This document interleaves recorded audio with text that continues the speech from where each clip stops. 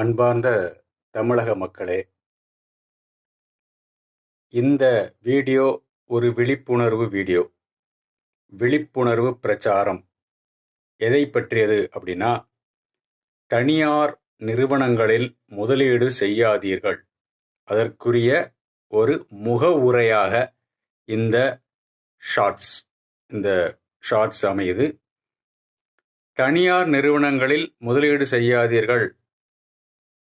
தயவு செய்து தனியார் நிறுவனங்களில் முதலீடு செய்யாதீர்கள். காரணம், பல வாக்குறுதிகளை கொடுப்பார்கள்.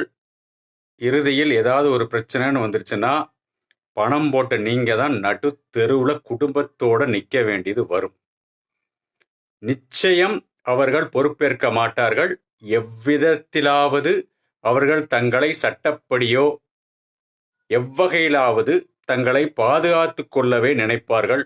அதற்குண்டான காரியத்தை கணக்கச்சிதமாக செய்வார்கள். இது எதுக்கு சொல்றேன், எப்படி சொல்றேன் அப்படின்னா, இது அத்தனையும் என்னுடைய அனுபவத்தின் அடிப்படையில் கூறுகிறேன். இது எதுல இன்வெஸ்ட் பண்ண, எதுல முதலீடு பண்ண, எதுல முதலீடு பண்ணி ஏமாந்தேன், கடன் வாங்கி முதலீடு செய்து 2021 கடன் வாங்கி முதலீடு செய்தேன்.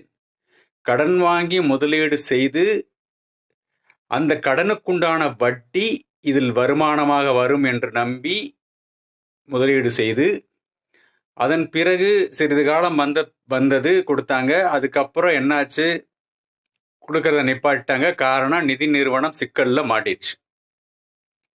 அந்த நிறுவனம் சிக்கல்ல மாட்டிடுச்சு. அதுக்கப்புறம் அதை சமாளிக்கிறதுக்காக பல பேர்கிட்ட கேட்டு பார்த்தேன், கிடைக்கல. அப்போ கடனுக்கு வாங்கினவங்க நெருக்குறாங்க. அப்போ அதுக்கு வட்டி கட்டுறதுக்கு நான் கடன் வாங்குறேன், கடனுக்கு மேலே கடன் வாங்குறேன், வட்டி.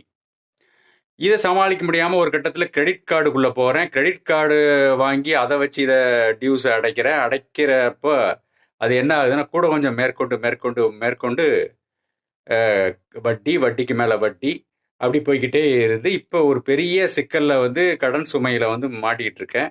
இதை நான் சம்மந்தப்பட்டவங்ககிட்ட சொன்னால் கூலாக பதில் சொல்கிறாங்க. இதுதான் கம்பெனியோட பொசிஷன், இப்படி தான் பண்ண முடியும் அப்படின்னு சொல்லி சொல்கிறாங்க.